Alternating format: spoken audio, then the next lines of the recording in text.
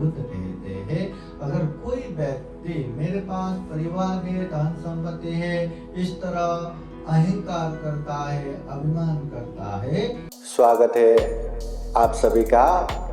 आप लोग देख रहे हैं बुद्धास टीचिंग चैनल और हम यहाँ महाकारुणिक तथागत बुद्धा और उनके शिक्षाओं के विषय में चर्चा करते हैं।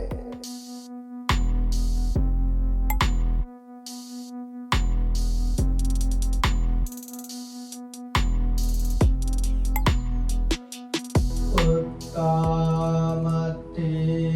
धनमति इति बालो विहन्यति अत्ता हि आत्मनो नास्ति कुतो पुत्रा कुतो धनम्। महाकारुणिक तथागत बुद्ध को त्रिवार वंदना। महाकारुणिक तथागत बुद्ध द्वारा देशित सुआख्या धम्म को त्रिवार वंदना। महाकारुणिक तथागत बुद्ध के आर्य श्रावक संघ को त्रिवार वंदना। परम पूजनीय बोधिसत्व डॉक्टर बाबा साहब अम्बेडकर, उपस्थित पूजनीय भिक्षु संघ, श्रावणगण तथा श्रद्धा संपन्न बुद्धि संपन्न संपूर्ण उपासक उपासिकाएं। महाकारुणिक तथागत बुद्ध कहते हैं पुत्रमति धनमति, मेरे पास पुत्र है, संतान है, परिवार है, मेरे पास खूब धन संपत्ति है। ऐसा करके बहुत सारे लोग ईगो में रहते हैं, अहंकार में रहते हैं।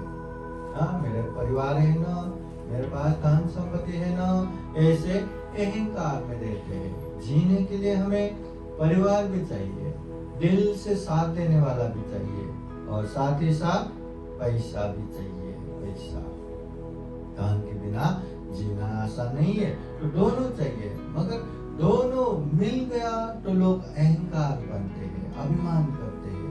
तो बुद्ध कहते हैं अगर कोई व्यक्ति मेरे पास परिवार है, धन संपत्ति है, इस तरह अहंकार करता है, अभिमान करता है, तो इति बालो विहन्यते, ऐसे लोगों को बाल या मूर्ख कहते हैं, अज्ञानी कहते हैं।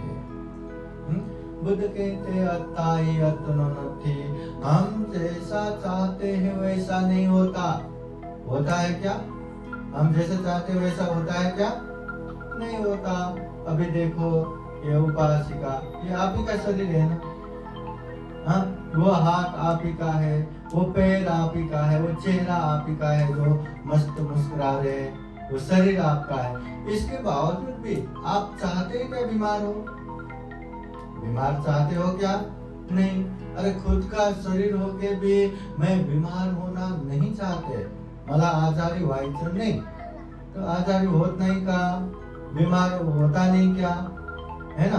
अपना शरीर होके भी हाँ, हम जैसा चाहते वैसा नहीं होता। अगर हम जैसे चाहते वैसा होता, ये जो आई है ना, हाँ, ये दूध आई, तो वो आई क्या ऐसे बूढ़ी होके बैठते क्या? वो भी तो नंदिनी जैसे जवान होके बैठेंगे ना। हाँ, यहाँ वहाँ भागते फिरते बैठेंगे ना। मला काही नहीं, हमारे बच्चे बड़े हो तो हो, मैं तो नंदिनी जैसा ही रहूंगा। हो गया क्या? संभव है क्या? है क्या? नहीं ना।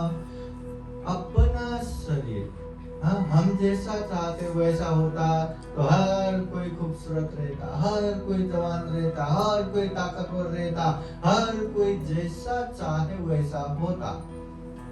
कभी बीमारी नहीं पड़ते।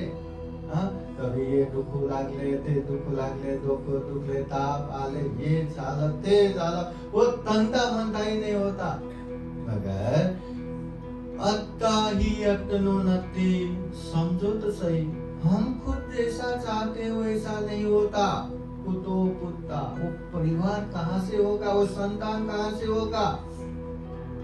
और संतान में हम इतना, ये मेरा बेटा है, ये मेरा बेटी है, हाँ उसको ऐसा करना चाहिए, उसको वैसा करना चाहिए, इतना एक्सपेक्टेशन, इतना आस लगा बैठते, और उसके विपरीत थोड़ा भी किया तो अरे मेरे बच्चे ने ऐसा किया, मेरे बच्चे ने ऐसा बोला, इतना दुख, इतना कष्ट, वो दुख कष्ट उसके बोलने से नहीं, हमारे मन में जो एक्सपेक्टेशन रहा ना उसकी वजह से। इसलिए अत्ता ही अत्नो नति कुतो पुता कुतो धनम, ये परिवार कहाँ अपने जैसा रहेगा, धन संपत्ति कहाँ हम जैसा चाहते वैसा रहेगा। धन संपत्ति भी क्या हमेशा साथ रहता है क्या? 5 तरह से धन कभी भी खत्म हो सकता है, कितना भी धन रहने दो। पहला आग में जल के राख हो सकता है, दूसरा पानी बहा के खत्म कर सकता है, तीसरा अगर शत्रु षड्यंत्र करे तो एक ही झटके में रोड पे ला सकता है षड्यंत्र करके, चौथा डाकू चोर लूट के भी खत्म कर सकता है, और 5वां सरकार सर्वसाधारण करके भी खत्म कर सकता है। ऐसा धन संपत्ति, उसको अच्छे से सदुपयोग किया तो हमारे काम आएगा, नहीं तो बुद्ध कहते ये तो जहरीला सांप समान का है। ये धन संपत्ति की वजह से अपने अपने में भी खूब दुश्मनी हो जाता है, खूब शत्रु पैदा हो जाता है धन के अहंकार को लेके। इसलिए धन संपत्ति भी हम जैसे चाहते वैसा नहीं होता। इसलिए धन को लेके, परिवार को लेके कभी अहंकार नहीं करना, कभी ईगो नहीं करना। बुद्ध ये भी कहते हैं, प्रेम तो जायती शोको, प्रेम तो जायती भय। जहाँ प्रेम रहता है, जहाँ अटैचमेंट रहता है, जहाँ आसक्त रहता है, वहाँ भय उत्पन्न होता है, वहाँ शोक उत्पन्न होता है कि नहीं? हाँ, अभी ये प्रणाली पसंद है कि नहीं? अपना बच्चा है ना, अभी उसकी वजह से देखो वो कहीं पे गया और 1 घंटा लेट हो गया तो कितना भय, न जाने कितना कितना डर हो जाएगा। उसको बुखार आ गया तो बीमार पड़ गया, उसको तो कितना दर्द होगा। उसके माँ बाप चाहने वाले को भी दर्द होता रहता है।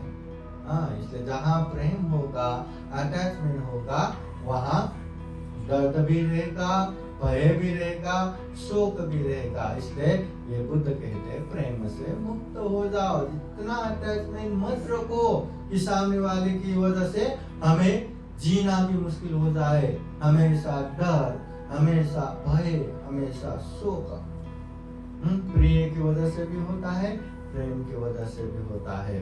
इसलिए बुद्ध कहते हैं ये कि जो मनुष्य पति लाभो, ये दुर्लभ मनुष्य जीवन को जानो, समझो। इतना दुर्लभ जीवन मिला है, इतना पुण्यवान जीवन मिला है, और हम क्या कर रहे हैं? हम दुर्लभ जीवन के लिए क्या कर रहे हैं?